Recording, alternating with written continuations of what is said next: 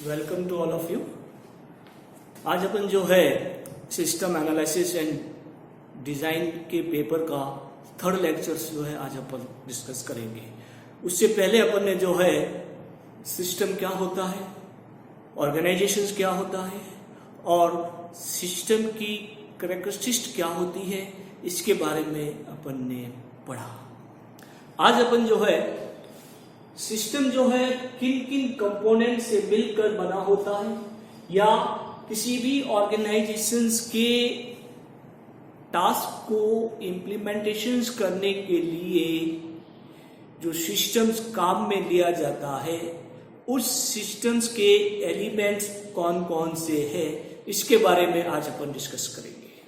तो आज का अपना जो टॉपिक्स है वो है एलिमेंट्स ऑफ ए सिस्टम्स।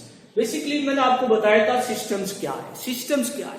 किसी भी ऑर्गेनाइजेशंस के लॉजिकल रिलेटेड टास्क को कंप्लीट करने के लिए एक सिस्टमेटिक अप्रोच को यूज में लिया जाता है, उसे अपन क्या कहते हैं? सिस्टम्स कहते हैं। तो उस सिस्टमेटिक अप्रोच के लिए आपके पास डेटा होगा या कोई मटेरियल होगा या और तरह की जो इंफॉर्मेशंस होगी, उन्हीं इंफॉर्मेशंस का या उस डेटा का यूज लेते हुए जो भी सिस्टम्स का रिक्वायरमेंट है या जो भी टास्क है, उस टास्क को कंप्लीट करने के लिए अपन प्रोसेस में लेते हैं। तो इस तरह से किसी भी सिस्टम्स में 4 टाइप्स के एलिमेंट्स होते हैं। सबसे पहला एलिमेंट्स होता है इनपुट्स या आउटपुट्स की। यहां पर अपन बात करते हैं इनपुट या आउटपुट्स। बेसिकली इनपुट्स क्या होता है? किसी भी सिस्टम्स में टास्क को इम्प्लीमेंटेशन करना है, तो टास्क को इम्प्लीमेंटेशन करने के लिए आपके पास इंफॉर्मेशन चाहिए। उस इंफॉर्मेशन को इनपुट करना है। उस इंफॉर्मेशन को इनपुट करने के लिए आपको जो है एक इनपुट्स या आउटपुट्स एलिमेंट्स की रिक्वायरमेंट होती है। यानी इनपुट्स एज एन एलिमेंट्स के रूप में आपके पास इंफॉर्मेशन हो सकती है, मटेरियल हो सकता है, आपके पास डेटा हो सकता है। that enter the system for processing, that is the input। यानी यूजर की रिक्वायरमेंट को फुलफिल करने के लिए जो डेटा सिस्टम में दिया जाएगा प्रोसेसिंग के लिए, तो वह आपका क्या होगा? एक इनपुट एलिमेंट्स कहलाएगा। अब आउटपुट एलिमेंट्स क्या होगा? प्रोसेसिंग करने के बाद उसका कोई भी रिजल्ट भी आएगा, मैनिपुलेशन करने के बाद जो भी रिजल्ट भी आएगा, यानी आउटकम ऑफ द प्रोसेसिंग, जो भी आपका आउटकम आएगा प्रोसेसिंग का, वो क्या होगा? एक आउटपुट्स एलिमेंट्स के रूप में काम में लिया जाएगा। अब आता है प्रोसेसर और प्रोसेसिंग। प्रोसेसर किसी भी सिस्टम्स में जो एक्चुअल ट्रांसफॉर्मेशन होगा, कहां से? Input to output. इनपुट से आउटपुट में जो एक्चुअल ट्रांसफॉर्मेशन होगा वह उस सिस्टम का क्या कहलाता है? प्रोसेसिंग कहलाता है। जैसे आपने डेटा इनपुट किया, उस डेटा इनपुट का आउटपुट कैसे प्राप्त होगा? आउटपुट प्राप्त होने से पहले उसका क्या होगा? प्रोसेसिंग होगा, कैलकुलेशन होगा, मैनिपुलेशन होगा, उसके बाद उसका क्या प्राप्त होता है? अपन को आउटपुट प्राप्त होता है। तो प्रोसेसिंग एक one of the another elements of the system, जो क्या काम करता है? that involve actual transformations। जो आपकी एक्चुअल ट्रांसफॉर्मेशन यानी जो यूजर की रिक्वायरमेंट है उसके according the must be follow the requirement of the users. ठीक है, actual transformations of input to outputs. Next जो आपके पास आता है कंट्रोल्स। यानी मैंने अभी आपको कहा था कि एक्चुअल ट्रांसफॉर्मेशन यानी यूजर की रिक्वायरमेंट फुलफिल होनी चाहिए, तो जो भी प्रोसेसिंग हो रहा है उस प्रोसेसिंग का कंट्रोलिंग किया जाएगा अकॉर्डिंग टू आउटपुट या यूजर की रिक्वायरमेंट। कैसे कंट्रोलिंग होगा, कैसे आउटपुट होगा, उसी के बारे में यहां पर जो है वो कंट्रोलिंग किया जाएगा। और boundary, systems must be defined. किसी भी सिस्टम का अपना एक दायरा होता है, बाउंड्री होती है, और वही बाउंड्री और दायरा उसी के अंतर्गत वो सिस्टम काम करता है। जैसे अब स्कूल एडमिनिस्ट्रेशन प्रोसेस का सिस्टम है तो उसका दायरा एक कॉलेज तक सीमित है, तो उतने जो है वो एक एडमिशन प्रोसेस या कॉलेज के एडमिशन प्रोसेस के अकॉर्डिंग ही काम करेगा। जैसे बैंकिंग है तो बैंकिंग का दायरा आपके पास क्या है? बैंकिंग टास्किंग के रूप में। तो यानी एक बैंक जो है बैंकिंग तक ही सीमित है। ऐसा नहीं कि बैंक में आप जाके स्कूल का एडमिशन प्रोसेस ले लोगे, इज नॉट पॉसिबल। ठीक है, तो वह भी एक बाउंड्री होना बहुत ही जरूरी है। तो इसी सिस्टम्स का अपन जो है एग्जाम्पल लेके जो है यहां चीज को अपन समझते हैं। We follow the examples.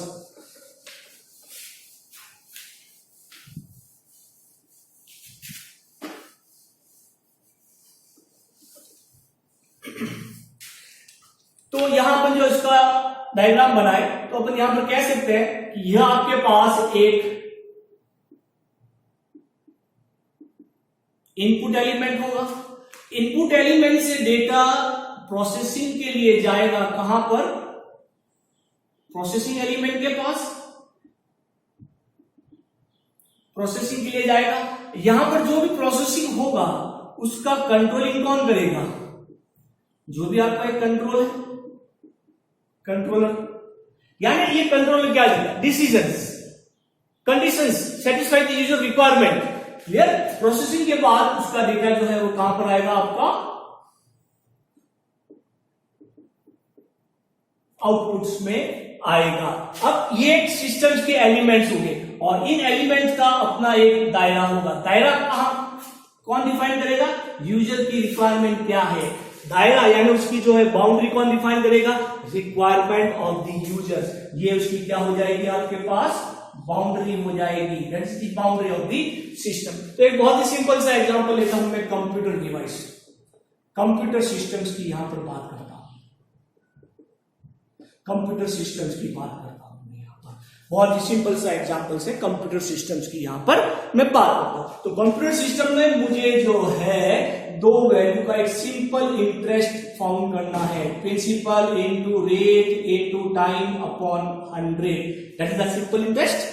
ये एक सिंपल सा फॉर्मूला होता है। तो यहां पर मेरी रिक्वायरमेंट क्या है? मेरा आउटपुट क्या आना चाहिए? Simple interest, that is the requirement. तो उसी रिक्वायरमेंट्स के अनुसार सिस्टम के जितने भी एलिमेंट्स हैं वह काम करेंगे। अब इस रिक्वायरमेंट के अनुसार सबसे पहले मैं डिसाइड करूंगा कि इनपुट्स क्या होंगे। तो इनपुट सिंपल इंटरेस्ट के लिए क्या आएगा?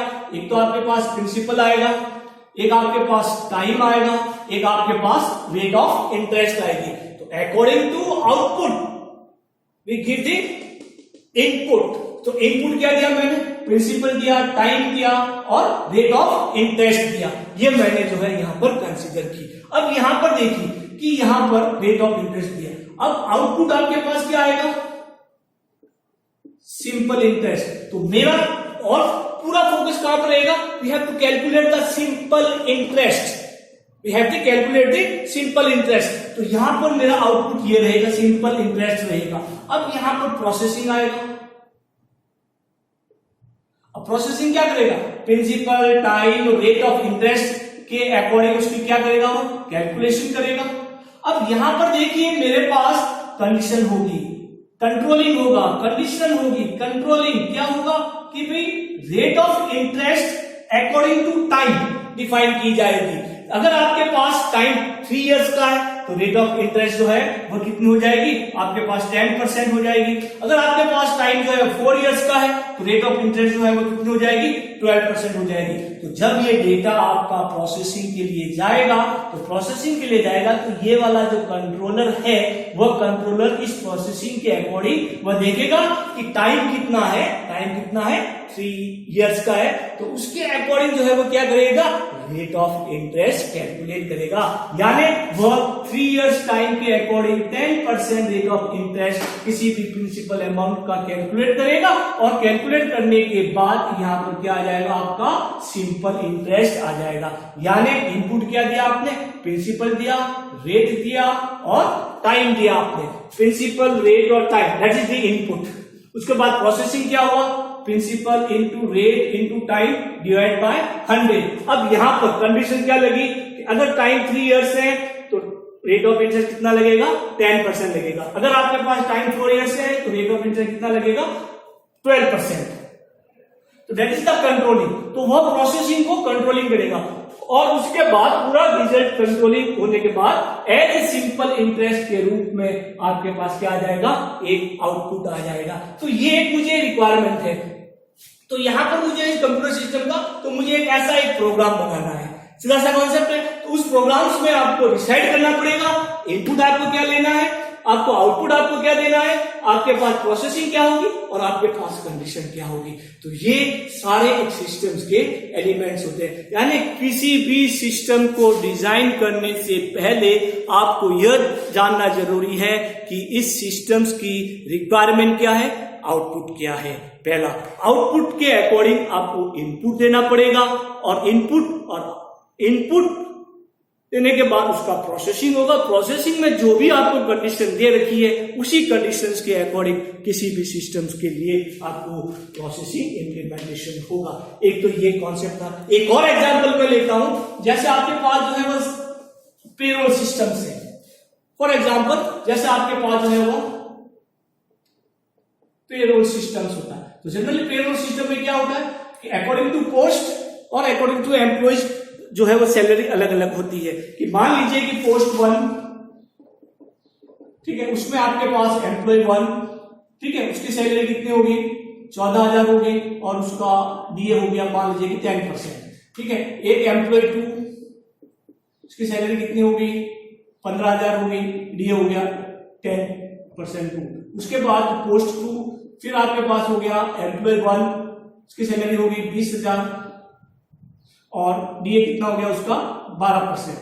फिर आपके पास पोस्ट 2 के लिए एम्प्लॉय 2, उसकी सैलरी होगी आपके पास 22,000 और उसके बाद जो है वो डीए हो गया। मान लीजिए कि सिंपल सा है। तो अब इसमें इनपुट क्या होगा? इनपुट क्या होगा आपके पास? मान लीजिए कि पोस्ट कौन सी पोस्ट के लिए है और कौन सा एम्प्लॉय है, ठीक है, और उसकी सैलरी कितनी है। तो आपके पास क्या आएगा, पोस्ट 1 हो जाएगा, उसका एम्प्लॉय 1 हो जाएगा और उसकी सैलरी हो जाएगी। इनपुट कितनी हो जाएगी, ये हो गया आपके पास इनपुट। अब यहां पर इनपुट होने के बाद आपके पास क्या कैलकुलेट करनी है अपन को, ऑब्जेक्ट के अपना ग्रॉस सैलरी। तो ग्रॉस सैलरी कितनी हो जाएगी, basic salary plus 10% of the basic salary का सम हो जाएगा, that is the gross salary. अब ये डेटा आपका इनपुट हुआ, अब प्रोसेसिंग होगा। प्रोसेसिंग होने के बाद वो चेक करेगा कि किस पोस्ट के लिए, किस एम्प्लॉय के लिए बेसिक सैलरी है, तो उसका डीए कितना है। तो यहां पर जो कंट्रोलिंग क्या होगा, उसका डीए कितना हो जाएगा 10% हो जाएगा, दैट इज द कंट्रोलिंग। तो प्रोसेसिंग का क्या हुआ, कंट्रोल हुआ। कंट्रोल होने के बाद उसने अपनी ग्रॉस सैलरी कैलकुलेट की और वो gross salary as a output आ गई बेसिक सैलरी प्लस 10%। तो कितना हो गया आपके पास 14,000 प्लस, क्लियर। तो that is the output. Main focus क्या आपका, आउटपुट के अकॉर्डिंग आपने क्या दिया, इनपुट दिया, उसके अकॉर्डिंग आपने प्रोसेसिंग की। तो ये सिस्टम का एक एलिमेंट है और उस सिस्टम की अपनी बाउंड्री है। बाउंड्री क्या है कि only calculate the gross salary of employ according to post. तो दैट इज बाउंड्री कंडीशन ये होगी। अभी सिस्टम से आप कहना जाएंगे एडमिशन प्रोसेस कीजिए, तो थोड़ी करेगा वो, उसके अपना एक दायरा, अपना एक दायरा है। तो यहां पर जो है इसी तरीके से पोस्ट 2 के लिए तो आप कैलकुलेट कर सकते हैं। तो दैट इज द कॉन्सेप्ट। तो ये था आपके पास elements of a system. System के जो एलिमेंट्स, यानी किसी भी सिस्टम्स को इंप्लीमेंटेशन करने के लिए जो कंपोनेंट्स यूज में लिए जाते हैं वह सिस्टम के एलिमेंट्स होते हैं। तो बेसिकली सिस्टम्स के लिए इनपुट, प्रोसेसिंग, कंट्रोलिंग और उसका आउटपुट और उसकी बाउंड्री क्या होती है, ये सिस्टम्स के बेसिक एलिमेंट्स होते हैं। तो ये हो गया आपके पास कंपोनेंट ऑफ द सिस्टम्स या elements of the system. Next lectures में अपन डिस्कस करेंगे कि टाइप्स ऑफ द सिस्टम्स की टाइप्स क्या है। Clear, thank you.